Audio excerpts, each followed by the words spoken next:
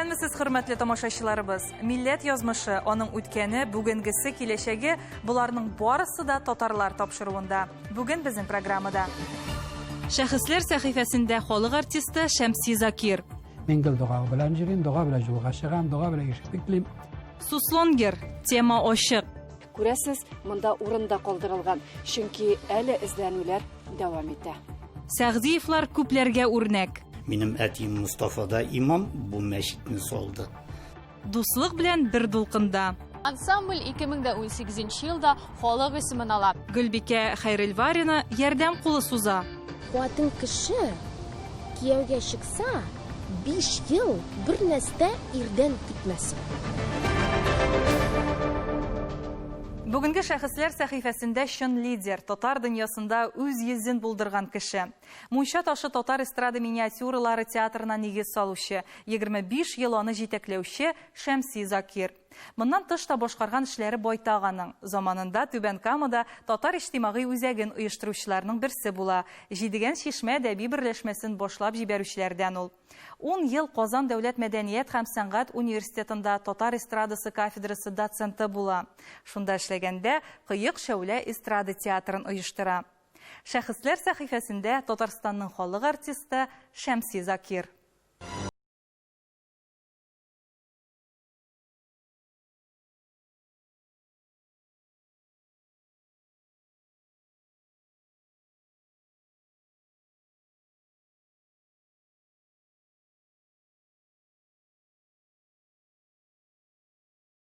Biz моңа кадәр Түбән Камада ел сайын чыршы бәйрәмнәрен рус телендә генә уздыра идек.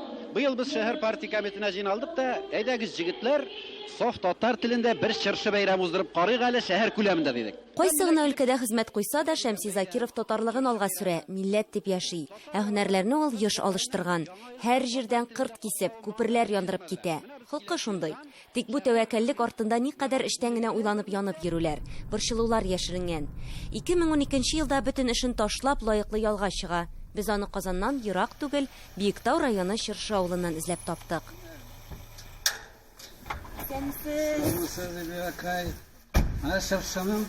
Саф татар бабасы татарлар тапшырыр. Шәмси абый җәйне Чыршы авылында, кышны Казанда үткәрә. Монда килүләренә дә инде 14 ел үтеп киткән. Элек биредә чүп үләннәренә баткан кыргый урын булган. Хәзер җәннәт бакчасы ясаганнар. 40 суты җирендә төрледән төрле яшелчә, җиләк-җимешләр үстерәләр, агачлар утыртканнар. Кичәге җаңгыр бигрәк файдага бирде инде. Бөтен нәрсә бар, нәрсә кирәк. Теплица шетуланда помидор, кыяр, бурыш аларын чәчәк аталар. Монда бәрәңге. Шәмси Закир тумышы белән Мамадыш районы Шәтче авылыннан булса да, анда инде нигезе юк. Әти-әнисенең ылгайып тапкан баласы ул. Шуңа да иртә ятим кала. Казанны бик яратса да, сала баласын табигать җир эшләре тарта. Озак кына йорт эзләгәч, Рабит абый Батулла артыннан Чыршыга килә. Монда тоже 50 ел бергә Рабит абый минем остазым, укытучым. Бөтен мунча ташының нигезе Рабит абыйдан. Менә ул мине монда 14 ел элек алып килеп, шушында төпләндерде. Чыршы үзенең авылына дип әйтегәндә. Менә монда каршыда Ульянны без төпләндердек. Менә яшел йорт агач йорттаныкы ул башта шуны алды. Князева Пешчертаныкы, ана арт якта безнең икәдәр мунчасы бар әле. Чыршы кечкенә генә авыл булса да, биредә бик күп танылган шәхесләр яшәгән. Мисал өчен заманында язучы Рөстәм Кутуй, композитор Мәсгүдә Шәмсетдинова, җырчы Ринат Ибраһимов бу якларны үз иткән. Бу хәлгә дә Шәмси Закирның үз фикере бар. Менә шунда булып килеп җитә имеш, әкә булып җашын, дубыр шатыр килеп. Икегә ярылыга китә. Давыл да керми монда, әшәке җаңгырлар да керми монда, каядыр Дүбиязда боз жауган дип кайтып сөйлиләр. Бездә юк, нормально. Менә инде изге урын бу.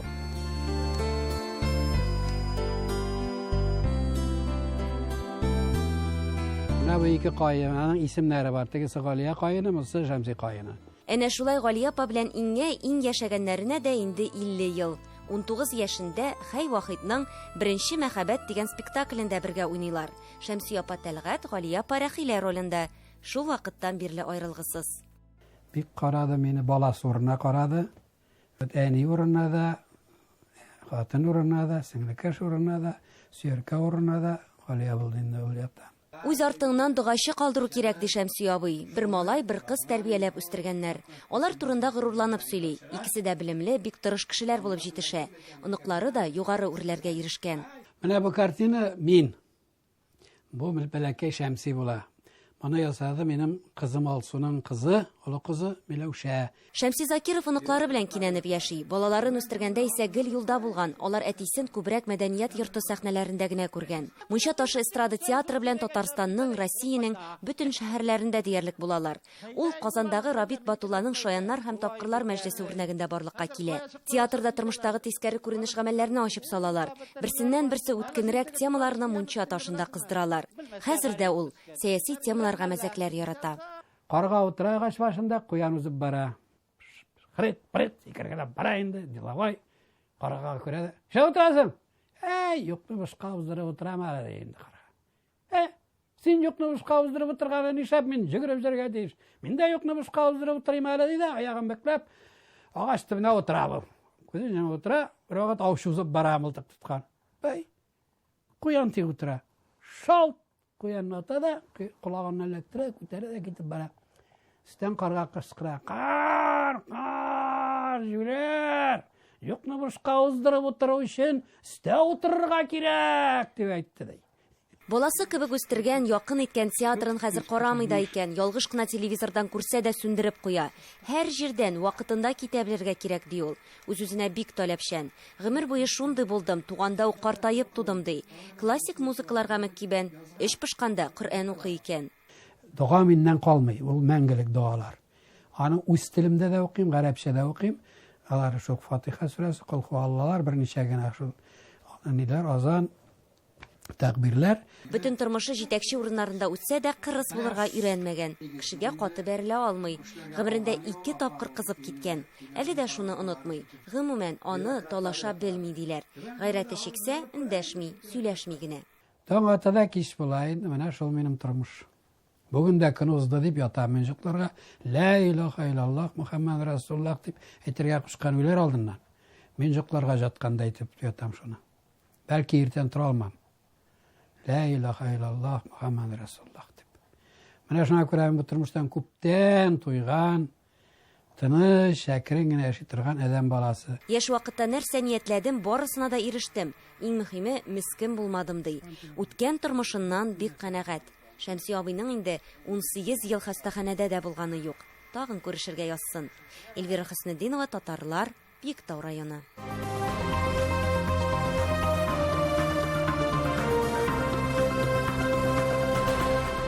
Хәтер мәңгелек. Без кабат Суслонгер темасын барлый башлыйбыз. Бу тема ачык дип хәбәр салган идек инде. Безнең төшерү төркеме инде берничә тапкыр Орча әтнә хәрби комиссары инициативасы белән башланган хәтер акциясендә катнашты. Иң мөһиме, аны Татарстан районнары гына түгел, Мари иле дә яхшы кабул итте. Айрым районнар куйган хәтер ташларының дәвамы зур обелиск. Сүз Ләйсәнә Садретдиновага.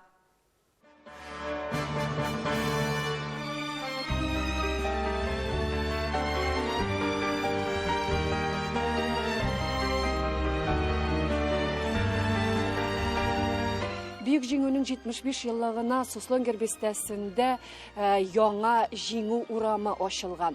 Яңа һәйкәлләр торгызылган. Менә хәзер без нәкъ шушы районның хәрбиләре, сугышта, Бөек Ватан сугышында катнашкан ветераннарның исемлеге язылган һәйкәл янында. Күрәсез, монда урында калдырылган, чөнки әле эзләнүләр дәвам итә. Без инде таныш сукмаклардан атлап Суслонгер бистәсенең хәрбиләр зиратына юнәлдек. Ел сайын җәй башында арчалар шушы җирләргә килә. Зираттагы истәлек такталары алдына чәчәкләр утырталар, җыештыралар, дуга җиткерәләр, искә алалар. Дөрес, әле һаман да эзләнүләр дәвам итә. Хәбәрсез югалганнар табыла тора, исемнәре бар, димәк алар яши. Установлены в ходе работ для изготовления этого памятника на сегодняшний день из 266 210 человек установлено, и из них оказалось 24 уроженца Татарстана. Здесь список и копии документов. Үзебезнең Арча районы, Питер, Кайбы, Шулайыш районнары, Мамадыш, Нусабада районнары бар. Списокта 24 җегетебез. Һәм инде менә монда килгәндә безнең Арчабыздан Ахмадуллин Гайнулла 45 елның 28 августына туып өскен бабай, ол мында мына жерленген.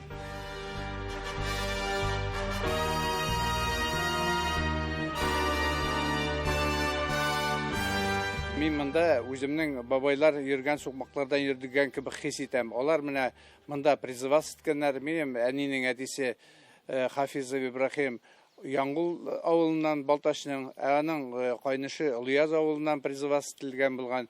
Хам олар мында харби әзірлік өтеп соғышқа кеткенлер. Шулай ғалы менің әнелерінің сөйлеуі бойынша біздің әби, оның сіңлісі, олар жеуләп, яңғырда, қорда, буранда өздерінің ерлері янына келгенлер. Шоңа көрі енді мұнда соғышта қатнашқан кішілерінің түгіл, бәлкі енді тылда күрәшкен біздің жеңуіне яқын айтқан әбилеріні, әнилеріні, әтилерін де еске алып кетесі келе.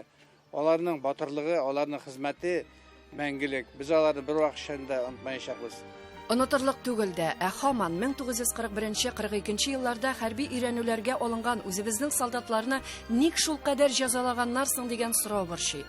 Баксаң, ул вакытта лагерь командасын хәрбиләрдән түгел, ә җирле НКВД кадрларыннан сөйгәннәр икән. Ә булар инде репрессия корбаннарын мәсхәрәләп шактый тәҗрибә топлаган. Кешелек сыйфатларын тәмам югалтканнар. Бу җирләргә аяк басуга яңалык эзлибез. Табыла, могҗиза кебек.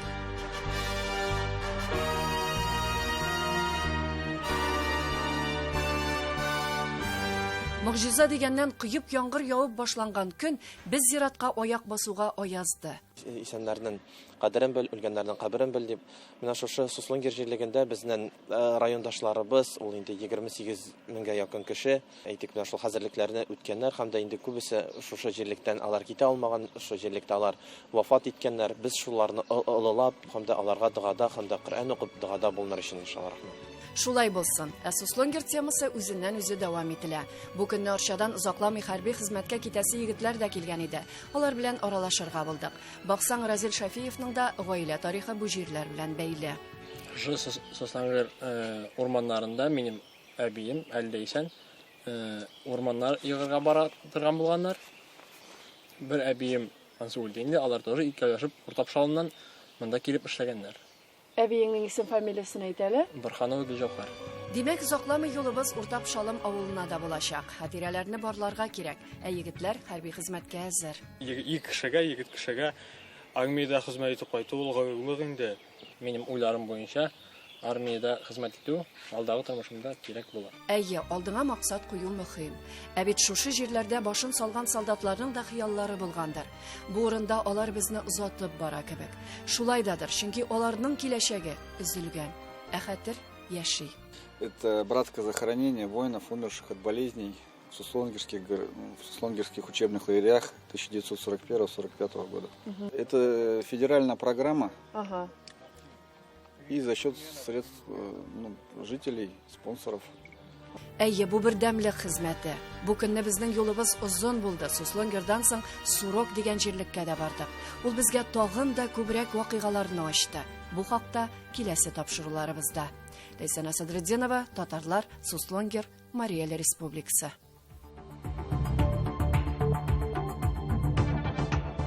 Сез татарлар тапшыруын карыйсыз, программабызның икенче өлешендә. Сәгъдиевлар күпләргә үрнәк. Минем әтием Мустафа да имам бу мәчетне салды. Дуслык белән бер дулкында. Ансамбль 2018 елда халык исемен ала. Гөлбикә Хәйрелварина ярдәм кулы суза. Хатын кеше кияүгә чыкса, 5 ел бер нәрсә ирдән китмәсен. Олар нәселендә дин өлкәсендә хезмәт итүчеләр, шул ук вакытта үзләрен иҗатта киң итеп танытучылар да бар. Сүз тамырлары белән Мустафа авылыннан булучы Сәгъдиевләр турында. Нинди шәхесләр һәм ничек итеп алар үз саласын, үз нәселен данлыклы иткән? Бу хакта Оренбургтан үз хәбәрчеләребез.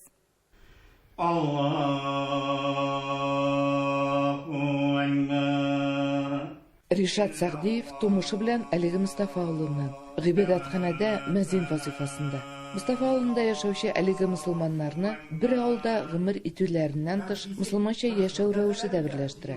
Авыл халкында дингә омтылу арта тора. Мәдрәсәдә белем алучы хатын-кызларның саны 90-га җитә. Әйрләр өчен яңа төркем җыела. Үзем бер группаны укытам. Минем авылыбызның муазине, минем ярдәмчем Ришат хәзрәт икенче группаны укыта. Алар инде 30-дан артык иратлар укыйлар. Аларга да белем бирдек. Менә хәзер алар инде җомга намазларына йөри башладылар. Менә җомга намазларына 30-дан артык 40-ка якын хатын иратлар киләләр. Укуга нык әһмият бирделәр. Безнең әле шушы көнне кич белән яслүдән соң беренче группа иратларны Ришат хәзрәт дәрес бирә. Шуннан соң шәршәмбе көнне бер группа хатын кызга өйләгә хатлы, икенче группа хатын кызга өйләдән соң һәм кич белән тагы бер группа иратка Медат хәзрәт дәресләр бирә. Бу мәчет узган гасырның 90-нчы елларында иске мәчет урынында төзелә. Аның имамы Ришат Сагдиевның әтисе Хайрулла хәзрәт була. Минем әтием Мустафа да имам бу мәчетне салды. Ул имам булган чакта салдылар. Ул Хайрулла хәзрәт диннең башлап көчле китү вакыты әтием шурыннан нитте. Шулай туры килде аларга, инде Аллаһның рәхмәте шурасы. Әлеге йорттан ике бер туган Сагдиевлар гыйбадәтханәләр төзүдә катнашалар. Мустафада Хайрулла хәзрәт, Оренбургның Карачи бистәсендә Зәки хәзрәт. Сагдиевлар кубалар. Менә бу йорттан киткән сугышка Зәки хәзрәт Карачи мәчетенең инде имамы мәрхүм. Ул менә төп йорты шушы йорттан чыккан Сагдиев, ул минем әтиемнең бер туган браты инде. Карачи бистәсендә яшәүче мусламаннарның мәчет төзү теләге шул кадәр көчле була. Алар кыш айларында да кар өстенә намазлыкларын җәеп, гайд бәйрәмнәрен үткәрәләр. Европа белән Азия ишегендәге Оренбургның 7нче мәчете 15 ел дәвамында халык акчасына төзелә. Һәр бер эшнең башлап җибәрүчесе булган кебек, бу изге эшнең башында Зәки хәзрәт Сагдиев тора. Тик бу шатлыклы көнне үзе күрә алмаса да, аның эшен дәвамчылары тәмамлый. Мәчетне дә аның беренче имамы, Бөек Ватан сугышы ветераны Зәки хәзрәт Сагдиев исеме белән атыйлар. Зәки бабай, аны кебек кешеләр юк инде хәзер дөньяда. Бик ниле кешем, динле кешем. Ул бәләкәйдән дә шул әтиләре, әниләре муллалар булып, бик динле кеше булды. Шуннан бик чын күңелем белән шушы мәчетне салып бирде. Анан бөтенлеге мәчетне салырга гынае. Үзем шул үлгәнче шушы мәчетне күрсәм иде. Сагдиевлар нәселе әле иҗат кешеләре дә. Мәсәлән, Ришат Сагдиев рәссам. Данлыклы туганы СССРның халык артисты Халил Абджадиловның портретында эшләгән. Сагдиевларның тамырлары ике танылган шәхесләргә барып тоташа.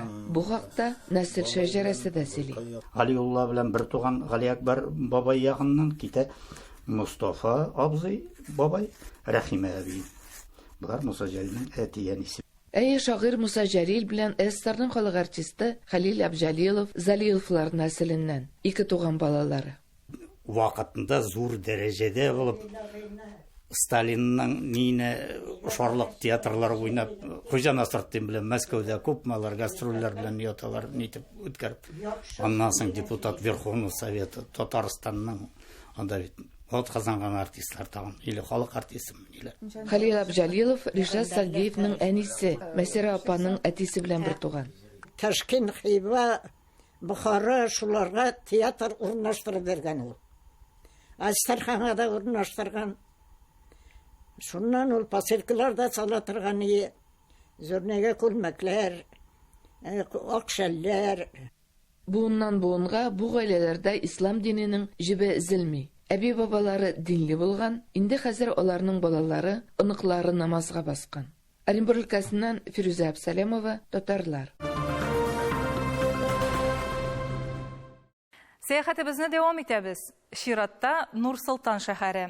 Калада узган сабан туйларны алардан башка күз алдына китереп тә булмый. Нур-Султанда аларны белмәгән бер генә татар да юк.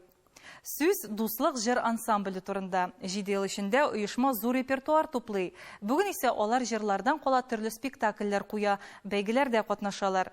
Ансамбльне нигезләүче, илһамландыручы һәм әйдәп баручы Гөлнәзирә Сыдуакасова белән Таңсылу Насырова таныштырыр. Гөлнәзирә Садуақасова тумышы белән Башкортстанның Октябрьский шәһәреннән. Гөлнәзирә ханым балачактан ук профессор булырга хыяллана, соңрак табиб юлын сайлый. Өлкән категориялы бактериолог һәм эпидемиолог һөнәрен үзләштерә. Иҗатка да иртә тартыла ул. Әтисе скрипкада уйнаганда әнисенә кушылып бии. Әтиемнең нәселе бөтенесе дә гел-гел җырлыйлар иде. Менә җыелышалар иде мәҗлистә, менә җырлыйлар иде. Шундый матур тавышлары иде. Минем үземнең андый тавышым юк. Менә шундый моңлы матур тавышым. Но җырларга яратам. Моңга гашык Гөлнәзирә Гали кызы Казакъстанның Экибасту шәһәрендә хезмәт иткәндә, калада Шатлык исемле татар җыр ансамбле кора. Һәм оешманы Нур-Султанга күчеп килүгә кадәр, ягъни 15 ел рәттән җитәкли. Ансамбль белән ул бүген дә аралашып тора. Менә бу жилет инде менә минем копия Шатлыкның жилеты. Тектердем инде Астанага да, Дуслыкка да. Гөлнәзирә ханымның 3 кызы бар. Җырлау сәләте исә оныга Аселга күчкән. Асел Мәхсүд кызы профессиональ концерт опера җырчысы. Ул җирле татар тормышында да актив, Ялкын яшьләр ансамблен һәм Йолдыз исемле балалар ансамблен җитәкли. Нурсултанда Гөлнәзирә ханым менә инде 7 ел рәттән дуслык ансамблен җитәкли. Ансамбль 2018 елда халык исемен ала. Бүген һәрбер милли бәйрәм ансамбльсез үтми. Бүген Ялкыны, димәк, дуслык ансамбле дуслык йортында.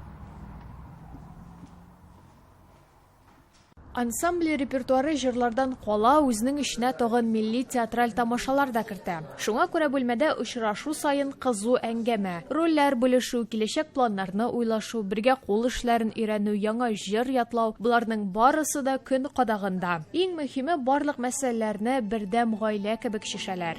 Үзәктә милли почмак та бар. Борынгы әби-бабаларыбыз кулланган көнкүреш җиһазлар татарлар тормышын күзалларга ярдәм итә. Балаларны матур курчаклар аркылы милли рух белән таныштыра. Биредә тарихи ядкәрләр дә байтак. Бу Тастымалга 150 ел, Кумганга да 150 ел. Безнең Нәйлә абыстай бар иде, Гариева. Шул безгә биреп китте истелеккә өчен. Аны кияүгә чыкканда бирнәгә бирелгән икән. Ансамбльнең репертуарына килгәндә, җырчылар күбрәк моңлы җырлар яраталар. Моң йөрәкләргә кадәр керә диләр. Тамашачы да шул фикер белән килешә.